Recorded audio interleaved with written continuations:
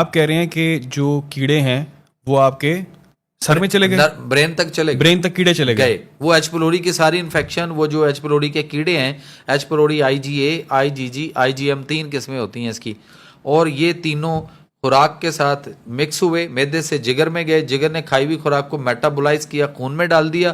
खून में जब ये चले तो पहला पैनिक अटैक आपके नर्वस सिस्टम पे आना है। आधे सर का दर्द, माइग्रेन पेन, आधा दर्द, पूरा दर्द, हर वक्त चक्कर, हर वक्त मुख्तलिफ किस्म के नफ्सियाती मसाइल, mental disorder. Sir, due to digestive disorder is a mental disorder.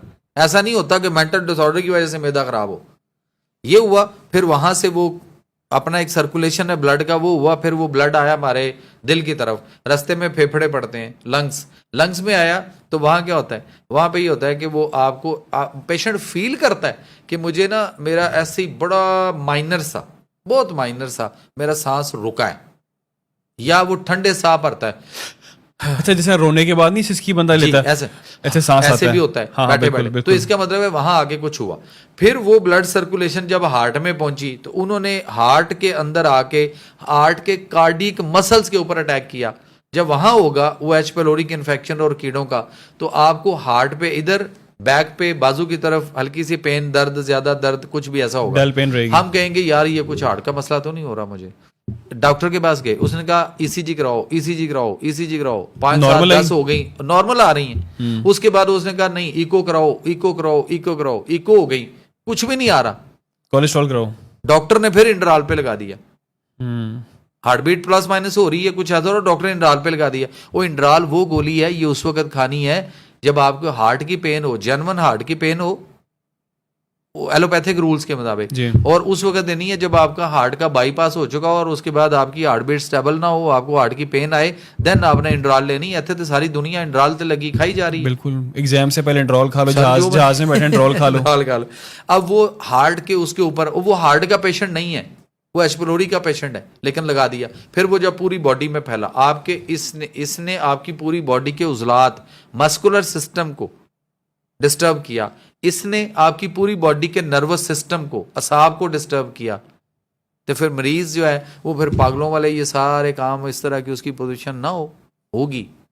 Bio का माना जिंदगी है, और एंटी बायो जो जिंदगी का ही एंटी हो, वो क्या होगा, मौत या कुछ और, तंदुरुस्ती तो नहीं होगी, नहीं होगी। तो एंटी बायो यानी जो जिंदगी का ही एंटी है, तो उसको खाना चाहिए। एंटीबायोटिक्स। हाँ, एंटीबायोटिक्स कैसे खाते हैं? तो अच्छा, मुझे ये बताएं डॉक्टर साहब कि जिसको ये प्रॉब्लम है वो क्या करे, वो किसके पास जाए, कैसे ठीक करे, हाँ, या कैसे पता करे उसको? ये आपका क्वेश्चन था जो मैं करना चाह रहा था। देखिए, पहली बात तो ये है कि आप मुआलिज में ना, इलाज कोई भी करने वाला हो, आप पहले 5 उसमें से खूबियां देखें, 5 क्वालिटीज उस मुआलिज में हो। मुआलिज में इलाज करने वाला वो किसी भी तरीका इलाज से हो, ठीक। नंबर 1, वो अपनी तशखीस, डायग्नोज करना खुद जानता हो, तशखीस करना खुद जानता हो।